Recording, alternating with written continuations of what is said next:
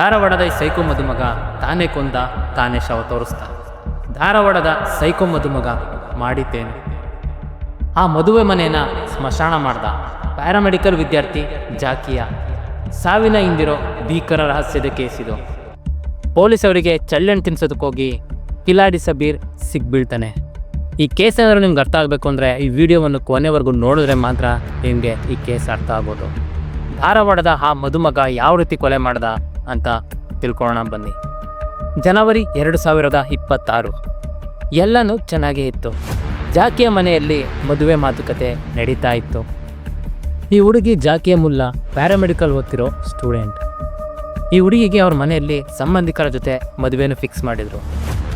ಎಲ್ಲನೂ ಅವ್ರ ಪ್ಲ್ಯಾನ್ ಪ್ರಕಾರನೇ ನಡೀತಾ ಇತ್ತು. ಆದರೆ ಆ ಒಂದು ರಾತ್ರಿ, ಆ ಒಂದು ಫೋನ್ ಕಾಲು, ಈ ಎಲ್ಲ ವಿಚಾರನೂ ಆ ಒಂದೇ ಒಂದು ಫೋನ್ ಕಾಲು ಉಲ್ಟಾ ಮಾಡ್ತು. ಸುಮಾರು ರಾತ್ರಿ 8 ಗಂಟೆಯಲ್ಲಿ ನಾನು ಹೊರಗಡೆ ಹೋಗ್ಬರ್ತೀನಿ ಅಂತ ಹೋದ ಜಾಕಿಯ ಅವರಿಗೆ ಮರುದಿನ ಸಿಕ್ಕಿದ್ದು ಶವವಾಗಿ. ಅದು ಎಲ್ಲಿ ಗೊತ್ತಾ? ಅದೇ ಊರಿನ ಹಾಲಿನ ಡೇರಿಯ ಪಕ್ಕದಲ್ಲಿ. ಸ್ವತಃ ಬಾವಿ ಪತಿನೇ ಪೊಲೀಸರಿಗೆ ಫೋನ್ ಮಾಡಿ ಸರ್ ಇಲ್ಲೊಂದು ಶವ ಬಿದ್ದಿದೆ ಅಂತೇಳಿ ತಿಳಿಸ್ತಾರೆ. ಇಲ್ಲಿಂದನೇ ನೋಡಿ ಈ ಕತೆಗೆ ಟ್ವಿಸ್ಟ್ ಸಿಗ್ತಾ ಹೋಗುತ್ತೆ. ಇದು ಪ್ರೀತಿಯೂ ಅಲ್ಲ, ಇದು ಮದುವೆಗೆ ಮುಂಚೆ ನಡೆದ ಮರಣದ ಶಾಸನ. ಹುಡುಗಿ ಜಾಕಿಯ ಅಂದರೆ ಅವ್ರ ಮನೆಗೆ ಪ್ರಾಣ. ಸಬೀರ್ ಜೊತೆ ಮದುವೆ ಅಂದಾಗ ಖುಷಿಯಾಗಿ ಎಲ್ಲರೂ ಒಪ್ಕೊಂತಾರೆ. ಏಕೆಂದರೆ ನಮ್ಮ ಸಂಬಂಧಿಕರ ಮನೆಗೇ ನನ್ನ ಮಗಳು ಕೊಡ್ತಾ ಇದ್ದೀನಿ, ಅವನು ತುಂಬ ಚೆನ್ನಾಗಿ ನೋಡ್ಕೊತಾನೆ ಅವಳನ್ನ ಅಂತ ಅವ್ರ ಮನೇಲಿ ತುಂಬಾ ಖುಷಿಯಾಗಿರ್ತಾರೆ. ಆದರೆ ಅವ್ರಿಗೇನು ಗೊತ್ತಿತ್ತು ಈ ರೀತಿ ಆಗುತ್ತೆ ಅಂತ. ಈ ಸಬೀರ್ ತಲೆಯಲ್ಲಿ ಬೇರೆ ಏನೇನೋ ಓಡ್ತಾ ಇತ್ತು ಅಂತ ಅಂದ್ಕೊಳ್ಳಿ.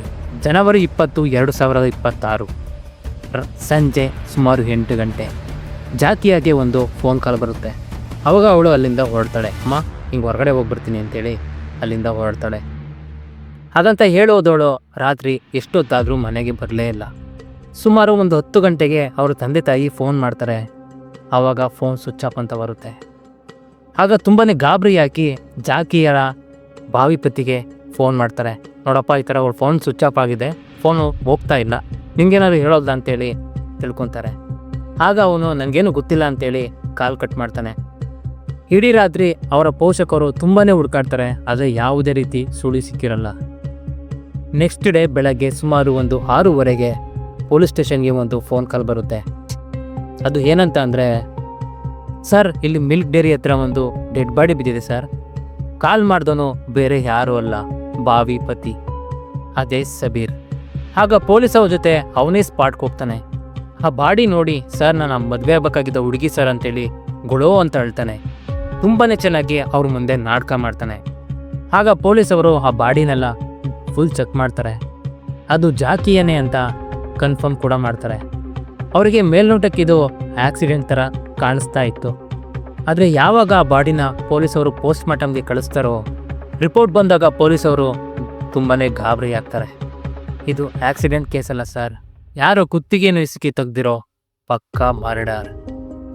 ಆಗ ಪೊಲೀಸವರು ಇನ್ವೆಸ್ಟಿಗೇಷನ್ನ ಇನ್ನೂ ಚುರುಕುಗೊಳಿಸ್ತಾರೆ. ಇಲ್ಲಿಂದ ನೋಡಿ ಈ ಇನ್ವೆಸ್ಟಿಗೇಷನ್ ರೂಟೇ ಫುಲ್ ಚೇಂಜ್ ಆಗ್ತಾ ಹೋಗುತ್ತೆ. ಆಗ ಪೊಲೀಸ್ ಅವ್ರಿಗೆ ಒಂದು ಡೌಟ್ ಬರುತ್ತೆ. ಅಲ್ಲ, ಈ ಸಬೀರ್ ನಮ್ಗೆ ಯಾಕೆ ಕಾಲ್ ಮಾಡ್ದ? 6:30ಗೆ ಅಷ್ಟು ಬೇಗ ಎತ್ತೀವಿ, ಇಲ್ಲೇನು ಮಾಡ್ತಾ ಇದ್ದ? ಅಲ್ಲ, ಇಲ್ಲಿರೋ ಡೆಡ್ ಬಾಡಿ ಈ ಸಬೀರ್ಗೆ ಹೆಂಗೆ ಗೊತ್ತಾಯಿತು? ಹಾಗಂತ ಪೊಲೀಸವರು ಯೋಚನೆ ಮಾಡ್ತಾರೆ. ತಕ್ಷಣ ಅವನ ಮೊಬೈಲ್ ತೊಗೊಂಡು ಕಾಲ್ ಡೀಟೇಲ್ಸ್ ರೆಕಾರ್ಡ್ನ ಚೆಕ್ ಮಾಡ್ತಾರೆ. ಆ ರಾತ್ರಿ ಅವನು ತುಂಬ ಸಲ ಆ ಜಾಕಿಯಾಗೆ ಕಾಲ್ ಮಾಡಿರ್ತಾನೆ. ಲೊಕೇಶನ್ ನೋಡಿದ್ರೆ ಮನ್ಸೂರ್ ರಸ್ತೆ, ಅದೇ ಸ್ಪಾಟ್ ತೋರಿಸ್ತಾ ಇದೆ. ಆಗ ಪೊಲೀಸವರು ಇನ್ಮೇಲೆ ತುಂಬಾ ಡೌಟ್ ಪಟ್ಟು ಕಸ್ಟಡಿ ತೊಗೊತಾರೆ. ಇಂಟರೋಗೇಷನ್ನಲ್ಲಿ ಮೊದಲು ಸಬೀರ್ ಸಾಬ್ ನನಗೇನು ಗೊತ್ತಿಲ್ಲ ಸಾಬ್ ಅಂತ ಹೇಳ್ತಾನೆ. ಪೊಲೀಸವರು ಪ್ರತಿಯೊಂದು ಕ್ವಶನ್ಗೂ ಇವನು ಕನ್ಫ್ಯೂಸ್ ಆಗಿ ಉತ್ತರ ಕೊಡ್ತಾ ಇರ್ತಾನೆ. ಅವ್ರು ಕೇಳ್ತಾ ಇರೋ ಪ್ರಶ್ನೆಗೂ ಇನ್ನು ಕೊಡ್ತಿರೋ ಉತ್ತರಕ್ಕೂ ಒಂದಕ್ಕೊಂದಕ್ಕೂ ಲಿಂಕೇ ಇರಲಿಲ್ಲ. ಪೊಲೀಸವರು ಅವನ ಕಾಲ್ ರೆಕಾರ್ಡ್ನ ಅವನ ಮುಂದೆ ಇಟ್ಟಾಗ ಸಬೀರ್ ಗಾಬರಿ ಆಗ್ತಾನೆ. ಈಗ ನೋಡಿ ಸಬೀರ್ ಬಾಯ್ ಬಿಡೋದಕ್ಕೆ ಸ್ಟಾರ್ಟ್ ಮಾಡ್ತಾನೆ. ಆ ಸಂಜೆ ಅವರಿಬ್ಬರು ಭೇಟಿಯಾಗಿದ್ರು. ಮದುವೆ ವಿಚಾರಕ್ಕೆ ಅವರಿಬ್ಬರ ಮಧ್ಯೆ ಜಗಳ ಶುರುವಾಗಿತ್ತು.